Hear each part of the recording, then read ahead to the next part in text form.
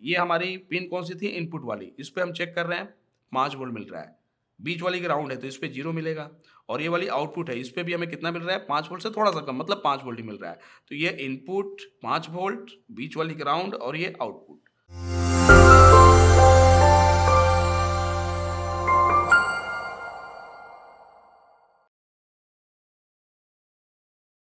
Hi friends, Multitech के YouTube channel में आप सभी का एक बार फिर से स्वागत है। मैं एसी पीसीबी ट्रेनर विवेक आज फिर से आपके सामने एक टॉपिक में वीडियो लेकर आया हूं।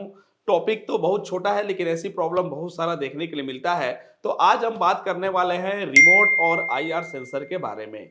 एसी पीसीबी में ये भी प्रॉब्लम आती है कि कस्टमर से ये शिकायत सुनने के लिए मिलता है कि हमारे एसी पीसीबी में रिमोट काम नहीं कर रहा है। मतलब कि हम रिमोट से कोई कमांड दे रहे हैं तो पीसीबी ऑन नहीं हो रही है, कोई भी एक्टिविटी रिमोट से नहीं हो रहा है। जबकि एसी पीसीबी में रिमोट का ही मेन रोल होता है, कोई भी ऑन ऑफ करना हो, टेम्परेचर बदलना हो तो रिमोट का ही यूज करते हैं। लेकिन अगर रिमोट काम ना करे तो बहुत मुश्किल हो जाती है कस्टमर के लिए। तो भले छोटा सा टॉपिक है लेकिन इसको रिपेयर करना भी बहुत आसान से होता है। तो हम आज के वीडियो में देखेंगे कि रिमोट या आईआर रिसीवर सेंसर कैसे काम करता है, और प्रॉब्लम होने पर हम कैसे पता करेंगे कि रिमोट का प्रॉब्लम है या आईआर सेंसर रिसीवर का प्रॉब्लम है, और कैसे हम चेक करेंगे कि आईआर सेंसर खराब है तो चेंज करने की कंडीशन में है या नहीं, या उसका सर्किट कैसा होता है। वो सारी चीज जो है हम इस वीडियो में देखेंगे और प्रैक्टिकल भी देखेंगे। मतलब वीडियो के लास्ट तक बने रहिए, इसमें हम प्रैक्टिकल करके दिखाने वाले हैं कि कैसे हम चेक करेंगे, और साथ में हम एक सेंसर भी बनाना सिखाएंगे जिससे हम रिमोट को चेक कर सकते हैं कि रिमोट ओके है या नहीं, या उस तरीके से हम किसी आईआर सेंसर को भी चेक कर सकते हैं कि वो काम कर रहा है या नहीं। तो स्टार्ट करते हैं। सबसे पहले हम यह समझेंगे कि रिमोट से जो हम कमांड देते हैं वो हमारी पीसीबी के अंदर जाता कैसे है। तो आते हैं, समझते हैं। जैसे आप यहाँ पे देख रहे हैं, मैंने एक रिमोट बनाया है, और यहाँ पर रिमोट से जो भी हम कमांड देंगे वो कमांड एमसीयू तक पहुंचाना है, क्योंकि सारा कमांड इनपुट एमसीयू को मिलता है, तभी ये आउटपुट से सारे सिस्टम को ऑन करके हमारे कमांड के अनुसार ही काम करती है। तो अब बात आएगी कि रिमोट कैसे काम करता है। तो रिमोट के अंदर भी एक पीसीबी होती है, इसके अंदर भी पावर सोर्स यूज किया जाता है बैटरी के रूप में, और जितने भी बटन होते हैं सारे बटन को जब हम प्रेस करते हैं तो यहाँ पर एक आईआर एलईडी लगी होती है जो अलग अलग फ्रीक्वेंसी में ग्लो होती है। मतलब समझने के लिए, मान लीजिए अगर हम हमारा जो टेम्परेचर है उसको अप डाउन वाला बटन दबा रहे हैं तो अलग हर्ज में ग्लो करेगी, ये वाला बटन दबाएंगे तो अलग हर्ज में ग्लो करेगी। तो हर बटन को दबाने से ये जो एलईडी ग्लो करती है वो कुछ अलग फ्रीक्वेंसी में ग्लो करती है, और वही फ्रीक्वेंसी जो है हमें कहाँ पहुंचाना है, एमसीयू तक। अब एमसीयू के अंदर जो ईप्रोम या एमसीयू के बगल में ईप्रोम यूज किया जाता है, उसमें पूरा प्रोग्रामिंग है कि इसका जो फ्रीक्वेंसी उसको मिलेगा तो वो समझ जाएगी कि अच्छा ये काम करने के लिए हमें मिला है। तो आखिर वो कैसे होता है वो सारा चीज जो है हम आपको बताने जा रहे हैं। जैसे मान लीजिए यहाँ पर रिमोट का टेम्परेचर बढ़ाने वाला बटन है जिसको हमने प्रेस किया। मान लीजिए टेम्परेचर बढ़ाने वाला बटन है, हमने इसको प्रेस कर दिया। अब यहाँ पर मैं एक एग्जांपल समझा रहा हूँ कि जैसे ही हमने इस बटन को प्रेस किया, ये जो एलईडी है वो ग्लो की, वो एक कोड जनरेट की, लाइट के रूप में कोड जनरेट की। मान लीजिए इतनी बार ऑन हुई और इतनी बार मान लीजिए ऑफ हुई, मान लीजिए। अब यही जो फ्रीक्वेंसी है वो किसको मिलना चाहिए, एमसीयू को। और जैसे ही ये फ्रीक्वेंसी एमसीयू को मिलेगी, एमसीयू के अंदर प्रोग्रामिंग है ईप्रोम में, या ईप्रोम बाहर है तो उसमें प्रोग्रामिंग है कि अगर ये फ्रीक्वेंसी आ रहा है तो तुरंत ईप्रोम समझ जाएगा कि अच्छा ये काम करने के लिए आया है, तुरंत एमसीयू को बताएगा और एमसीयू जो काम है वो कर देती है। तो जैसे ही हमने ये बटन दबाया, मान लीजिए टेम्परेचर बढ़ाने वाला, तो ये हर जगह फ्रीक्वेंसी हमारी जो आईआर एलईडी वो क्या की, ग्लो की। अब हमारे पीसीबी में क्या होता है कि एक आईआर रिसीवर लगा रहता है 3 टर्मिनल का, जिसमें 3 टर्मिनल होते हैं। इसको हम लोग फोटो ट्रांजिस्टर भी कह सकते हैं। ये जो आईआर रिसीवर सेंसर होता है इसको हम लोग फोटो ट्रांजिस्टर भी कह सकते हैं। अब ट्रांजिस्टर पढ़े हैं ना, ट्रांजिस्टर में क्या होता है, एक बेस होता है, एक कलेक्टर होता है और एक एमिटर होता है। उसी तरह इस आईआर रिसीवर सेंसर में 3 टर्मिनल होगा। एक टर्मिनल जो होता है वो इनपुट का होता है, जिसमें 5 वोल्ट की सप्लाई इन की जाती है, तो इसको वीसीसी का भी पिन कहते हैं। इस पर जो हमारे पीसीबी में सप्लाई दी जाती है वो 5 वोल्ट की। वैसे ये सेंसर जो है 2.5 से लेके 5 वोल्ट के सप्लाई पे काम कर सकता है। 2.5 से 5 वोल्ट के भी सप्लाई मिलेगा तो ये काम कर सकता है। और इसकी एक पिन जो होती है वो ग्राउंड से कनेक्टेड होती है, और दूसरी पिन जो होती है वो आउटपुट की होती है, जिसको सिग्नल का पिन भी कहा जाता है या डेटा का पिन कहा जाता है। मतलब कि 3 टर्मिनल होता है इस आईआर रिसीवर सेंसर में। एक वीसीसी की जिसपे 5 वोल्ट हमारे पीसीबी में मिलता है, कहीं-कहीं 3 वोल्ट भी, मतलब 2.5 से 5 वोल्ट भी मिलेगा तो ये काम करेगी। और एक पिन इसका ग्राउंड होता है, दूसरा पिन आउटपुट का होता है जो सिग्नल का होता है। अब ये काम कैसे करती है? तो इसका काम है कि जो रिमोट से फ्रीक्वेंसी निकला है कमांड के रूप में, सेम इसी फ्रीक्वेंसी को एमसीयू तक पहुंचाना, बताना। तो कैसे काम करती है आराम से समझिए। जैसे ही हम इसके इनपुट में जो 5 वोल्ट दिया जाता है उसके लिए कैपेसिटर भी यहां पर आपको लगा हुआ मिलेगा। ये कैपेसिटर देखेंगे तो आपका 15 वोल्ट का भी हो सकता है, और इसका फैराड जो होता है बहुत कम ही होता है। तो यहाँ पर एक कैपेसिटर आपको लगा हुआ मिल सकता है। अब ये कैपेसिटर लगा हुआ है तो इसी से पता चल जाता है, इस कैपेसिटर से, कि इसका इनपुट और ग्राउंड वाली पिन कौन सी है। जैसे इस कैपेसिटर से पॉजिटिव से जो पिन कंटिन्यूटी मिलेगी वो हमारी इनपुट की होगी, और इससे जो ग्राउंड जुड़ा रहेगा वो हमारा ग्राउंड वाला पिन होगा। जो पिन बच जाएगा वही क्या होता है, हमारा आउटपुट का होता है। इस कैपेसिटर से भी हम पता लगा सकते हैं। अब देखिए, अब यहां पर इनपुट में 5 वोल्ट है, तो ऐसे तरीके से इसको डिजाइन किया गया है कि आउटपुट में यही 5 वोल्ट आपको देखने के लिए मिलेगा, या थोड़ा सा कम, यही 5 वोल्ट आउटपुट में देखने के लिए मिलेगा। मतलब कि जब तक हम रिमोट से कोई कमांड नहीं दे रहे हैं, एमसीयू को इस पॉइंट पे 5 वोल्ट देखने के लिए मिलेगा। जैसे ही हम किसी बटन को प्रेस करेंगे, वैसे ही यहां पर फ्रीक्वेंसी ग्लो, मतलब हर्ज में ये एलईडी ग्लो होगी, और ये क्या करेगा कि जितनी बार ये ऑन हुई है, ऑफ हुई है, जब जब ये फ्रीक्वेंसी ऑन कंडीशन में आएगी तब तब ये आउटपुट को ग्राउंड में ड्रॉप करेगा। तब तब ये जो आउटपुट है उसको क्या करेगा, ग्राउंड में ड्रॉप करेगा। मान लीजिए 1 सेकेंड में, एग्जांपल बता रहा हूं, मान लीजिए 1 सेकेंड में 15 हर्ज, 15 बार एलईडी ऑन ऑफ हो गई मान लीजिए। तो ये क्या होगा कि 1 सेकेंड में 15 बार, ये जो 5 वोल्ट डायरेक्ट मिल रहा था, 15 बार क्या हो जाएगा, ये ऑन ऑफ हो जाएगा। तो यहां से 15 फ्रीक्वेंसी, 15 हर्ज की फ्रीक्वेंसी निकली, तो यहां पर 15 हर्ज का इसको फ्रीक्वेंसी देखने के लिए मिल गया। तो वही कंडीशन जो 15 दिया गया वही इसको मिला। इस तरीके से ये समझ जाएगी कि हमें कितने हर्ज की कमांड मिली है। यही कारण होता है कि दूसरे कंपनी का अगर हम रिमोट दबाएंगे तो उसके कमांड अलग अलग फ्रीक्वेंसी में होंगे, और इसके मेमोरी में वो अगर कोड नहीं मिलेगा तो फ्रीक्वेंसी तो जाएगा इसके पास, लेकिन उसको समझ नहीं पाएगी, क्योंकि इसके मेमोरी में वैसा कोई कोडिंग नहीं होगा। इसलिए जिस कंपनी का रिमोट रहता है वही रिमोट काम करता है। तो इस तरीके से हमारा रिमोट और आईआर सेंसर काम करता है। अब बात आ गई कि अगर रिमोट काम नहीं कर रहा है तो सबसे पहले हमें रिमोट को चेक करना है। रिमोट को चेक करना सबके लिए जरूरी है, जो नहीं कि जो इंजन टेक्नीशियन है उन्हीं के लिए है। रिमोट चेक करना सबके लिए जरूरी होता है, और रिमोट चेक करने का बहुत ही आसान तरीका होता है। अगर किसी डिवाइस में, चाहे एलईडी टीवी हो या कोई भी रिमोट से कंट्रोल होने वाली डिवाइस हो, चाहे एसी पीसीबी हो, एसी हो, अगर उसका रिमोट काम नहीं कर रहा है तो सबसे पहले घरेलू जो उपाय करना है वो क्या करना है कि हमें इसके बैटरी को चेंज करना है। हो सकता है कि बैटरी डाउन हो गई हो, तो हमें इसके बैटरी को चेंज करना है। और बैटरी चेंज करने के बाद इस पे जो आईआर एलईडी लगी हुई है, जो इंफ्रारेड एलईडी, ये एलईडी कमांड के अनुसार ग्लो होती है, लेकिन ये जो इंफ्रारेड रेज होता है वो इंसान की आंखों से दिखता नहीं है। लेकिन इस रेज को मोबाइल का कैमरा हो या कोई भी कैमरा हो वो पकड़ लेता है। जब हम ग्लो करेंगे तो ये कैमरा से दिख जाएगा। तो हमें मोबाइल से कैमरा ऑन करना है और बटन दबा के देखना है कि एलईडी ग्लो कर रही है या नहीं। अगर एलईडी ग्लो कर रही है तो रिमोट हमारा ओके है। इस तरीके से पता चल जाएगा कि रिमोट में प्रॉब्लम है या पीसीबी में। तो रिमोट को चेक करना बहुत ही आसान होता है। एक बार मैं कैमरे के सामने ही ग्लो करके दिखाऊंगा आपको। अगर ये एलईडी ग्लो करेगी तो समझ जाएगी कि रिमोट क्या है, हमारा ओके है। तो देखिए, मैं कैमरे के सामने ही रिमोट रखा हूं, और ध्यान से देखिएगा, मैं बटन प्रेस कर रहा हूं तो ये एलईडी ग्लो कर रही है नहीं। ध्यान से देखिए, ये एलईडी आपको ग्लो करती हुई दिख रही है। मतलब आपको स्क्रीन पर ग्लो दिख रहा है, मतलब इसके एलईडी पे ग्लो दिख रहा है, इसका मतलब कि ये रिमोट बिल्कुल क्या है, ओके है। तो इस तरीके से हम रिमोट को चेक करते हैं कि रिमोट हमारा ओके है या नहीं। अगर बटन प्रेस करने पे रिमोट का एलईडी ग्लो नहीं कर रही है, आईआर एलईडी ग्लो नहीं कर रही है, तो रिमोट को हमें चेंज करना होगा या रिपेयर करना होगा। लेकिन अगर रिमोट ओके है तो फिर प्रॉब्लम का होगा, हमारे आईआर रिसीवर सर्किट में होगा। अब आईआर रिसीवर सर्किट में जब हम आएंगे तो हम देखेंगे कि इसके इनपुट पे भी 5 वोल्ट बनेगा और इसके आउटपुट पे भी 5 वोल्ट बनना चाहिए, इनपुट में भी और आउटपुट पे भी। और ग्राउंड पे कितना वोल्ट बनना चाहिए, 0। लेकिन हम कैसे चेक करेंगे कि ये रिसीवर ओके है या नहीं? हो सकता है कि रिसीवर ही खराब हो। तो जब रिसीवर खराब होगा तो जैसे ही हर जिसको मिलेगा ये सेंस करेगा नहीं, जब सप्लाई ड्रॉप नहीं होगी तो एमसीयू को पता चलेगा नहीं। या हो सकता है कि रिसीवर ओके हो, इसके आगे का जो रजिस्टर है वो ओपन हो गया हो। तो हम कैसे चेक करेंगे? तो सबसे ज्यादा प्रॉब्लम जो आती है वो आईआर रिसीवर की आती है। तो आईआर रिसीवर को पीसीबी में चेक करना बहुत ही आसान होता है। उसके लिए हमें पीसीबी को ऑन करना होगा और ऑन करने के बाद हमें इनपुट और आउटपुट पे 5 वोल्ट की सप्लाई देखनी होगी और उसके बाद आउटपुट वाले पिन पे हमें 5 वोल्ट पे मल्टीमीटर को सेट करके कोई भी रिमोट लेंगे और हम इस आईआर सेंसर के सामने दबाएंगे।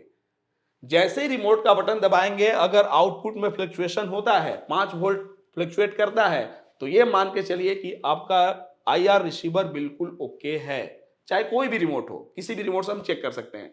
तो उस समय हम ये मान लेंगे कि आईआर रिसीवर ओके है। अगर हम रिमोट प्रेस कर रहे हैं और आउटपुट में कोई फ्लक्चुएशन नहीं हो रहा है, 5 वोल्ट का 5 वोल्ट ही बन रहा है, तो हमें आईआर सेंसर को चेंज करना पड़ेगा। तो ये सारा चीज जो है हम प्रैक्टिकल करके दिखा रहे हैं। लेकिन उसके साथ एक और चीज मैं आईआर सेंसर के बारे में बता दूं कि अगर खराब कंडीशन में हमें बदलना होता है तो हमें इसमें क्या क्या चीज ध्यान देना होता है। तो इस आईआर सेंसर में इसको आप फोटो ट्रांजिस्टर मान के चलिए। जो इसका इनपुट पिन है वो होता है हमारा कलेक्टर।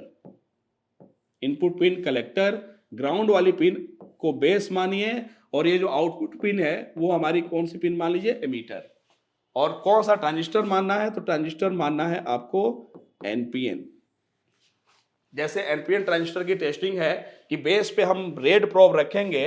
बेस पे जब रेड प्रोब रखेंगे तो कलेक्टर एमीटर पे दूसरे प्रोब से वैल्यू आती है। कलेक्टर पे थोड़ी कम वैल्यू आती है और एमीटर पे ज्यादा। ये टेस्टिंग आपको याद रखना है। किस लिए याद रखना है? क्योंकि ये जो आईआर रिसीवर आता है वो 2 टाइप का आता है। एक ऐसा आईआर रिसीवर मिलेगा जिसमें इनपुट पहला, मतलब जैसे मान लीजिए नंबर दे रहा हूं मैं, ये 1 नंबर, ये 2 और ये 3। तो ऐसा आएगा कि जिसमें 3 नंबर जो होता है वीसीसी होता है, 2 नंबर ग्राउंड होता है और 1 नंबर आउटपुट का होता है जब हम सीधा रखेंगे तब। और एक ऐसा आईआर रिसीवर आता है जिसमें ये सीरीज बदल गया रहता है। उसमें क्या होता है कि पहला जो पिन है वो ग्राउंड होता है। पहला पिन जो है वो आपका ग्राउंड हो जाएगा, दूसरा पिन जो है वो आपका इनपुट का हो जाएगा और तीसरा पिन जो रहेगा वो आपका आउटपुट का रहेगा। तो मान लीजिए हमारे पीसीबी में ये वाला लगा हुआ था और ये खराब हो गया है। अब दूसरा आईआर हम लगाने जा रहे हैं तो हम कैसे पता करेंगे कि उसकी ग्राउंड वाली पिन कौन सी है, बीच में है या साइड में है? तो बिल्कुल एनपीएन ट्रांजिस्टर की तरह आपको इसको चेक करना है। नहीं मालूम है कि कौन सा एमीटर कलेक्टर है, छोड़ दीजिए। पहले पिन को आपको रेड रखना है, मल्टीमीटर को डायोड रेंज में रख के पहले पिन को बेस मानना है और देखेंगे दोनों पे वैल्यू आ रहा है कि नहीं आ रहा है। अगर दोनों पे डायोड वैल्यू नहीं आ रही है तो ये बेस नहीं है। दूसरे को बेस मानेंगे और डायोड वैल्यू चेक करेंगे 2 और 3 पे। इसमें भी अगर डायोड की वैल्यू नहीं आई तो वो भी बेस नहीं है। बेस कब मिलेगा? जब दोनों पे वैल्यू आएगी और वैल्यू का अंतर बहुत कम रहेगा। जैसे एक पे 600 आएगा, एक पे 500 आएगा, मान लीजिए ऐसे, तो 600 वाला जो होगा हमारा एमीटर हो जाएगा और 500 वाला जो रहेगा हमारा कलेक्टर। अब बेस वाली को हम क्या समझ जाएंगे कि यही ग्राउंड है। तो ये दोनों, ये सारी चीज जो मैं प्रैक्टिकल करके दिखा रहा हूँ, वीडियो को लंबा नहीं करूंगा, तो आराम से मैं प्रैक्टिकल करके दिखाऊंगा और कैसे बोर्ड में चेक करते हैं ये भी मैं आपको बताने जा रहा हूं। तो आते हैं प्रैक्टिकल करके देखते हैं। तो फ्रेंड, जैसा कि आप यहाँ पे देख रहे हैं, ये जो 3 पिन का एक आईआर रिमोट रिसीवर सेंसर लगा हुआ है, इसको हम आईआर रिमोट रिसीवर सेंसर बोलते हैं। इसको फोटो ट्रांजिस्टर भी बोल सकते हो। तो इसकी एक पिन इनपुट की है, एक ग्राउंड की है और एक आउटपुट की है। अब हमें पता करना है ट्रेसिंग करके किसकी इनपुट की पिन कौन सी है। तो देखिए इसके बगल में एक छोटा सा पोलराइज कैपेसिटर लगा हुआ है। तो इसके इनपुट पिन से वीसीसी की जो पिन होती है उससे इसका पॉजिटिव जुड़ा रहता है और ग्राउंड वाली पिन से इसका नेगेटिव जुड़ा होता है। तो इसी से हम पता कर लेंगे कि इनपुट पिन कौन सी है और ग्राउंड वाली पिन कौन सी है। जब इनपुट और ग्राउंड वाली पिन हमें इस कैपेसिटर से पता चल जाएगा तो तीसरी जो पिन बचेगी वही हमारी आउटपुट की होगी, जो कहाँ जाएगी, एमसीयू में। तो चलिए मैं एक बार दिखा रहा हूँ आपको। यहाँ पे देखिए जो कैपेसिटर लगा हुआ है, ये वाला पॉइंट उस साइड वाला निगेटिव है। तो निगेटिव से हम देखते हैं कि कौन सा टर्मिनल इसका बीप कर रहा है। आईआर रिसीवर का देखिए, पहला नहीं बीप किया, बीच वाला बीप कर रहा है। मतलब ये बीच वाला जो टर्मिनल वो ग्राउंड है। इसका बीच वाला क्या है, ग्राउंड। और इनपुट जो है इस पॉजिटिव से बीप करेगा। देखिए पहला पिन, मतलब ऐसे रखे हैं तो ये पहला हो गया, दूसरा, तीसरा। तो ये तीसरा इनपुट है और बीच वाला क्या है, ग्राउंड है। तो आउटपुट कौन सा हो गया हमारा? तो इस तरीके से अगर काउंट करेंगे तो ये जो हमारी पिन है, 1 नंबर की पिन, ये कौन सी हो जाएगी, आउटपुट हो जाएगी। मतलब 1 2 3 ऐसे दिख रहा है। तो ये हमारी इनपुट जिसपे 5 वोल्ट आएगा, ये ग्राउंड जो ग्राउंड से जुड़ा रहेगा, और ये आउटपुट में भी 5 वोल्ट आएगा। ये आउटपुट कहाँ जाएगी? तो ये आउटपुट जाएगी एमसीयू में।